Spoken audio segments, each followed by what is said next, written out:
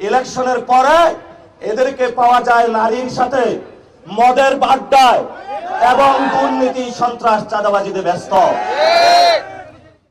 ইলেকশনের পরে আমাদের বন্ধু বিএনপির যারা স্বরাষ্ট্রমন্ত্রী হয়েছেন, যারা আইনমন্ত্রী হয়েছেন, যারা প্রধানমন্ত্রী হয়েছেন, তাদের স্মৃতি ভ্রম হয়েছে।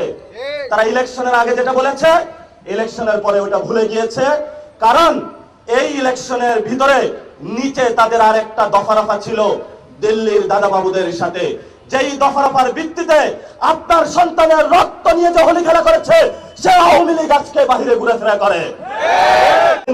আমরাও তোমাদেরকে হুঁশিয়ার করে দিতে চাই, বাংলাদেশের মুসলমান, হিন্দু, বৌদ্ধ, খ্রিস্টিয়ান 47 আজাদির লড়াই করেছে, 71 যুদ্ধ করেছে, 90 করেছে, 24 করেছে। তোমাদের যত ষড়যন্ত্র, কোন ষড়যন্ত্রই বাংলাদেশে কখনো বাস্তবায়ন হবে না। বাংলাদেশ স্বাধীন আছে, থাকবে, বাংলাদেশের মানুষ লড়ে যাবে, তবু আমরা কখনো ভারতের সেবাদাস বা গোলাম হব না।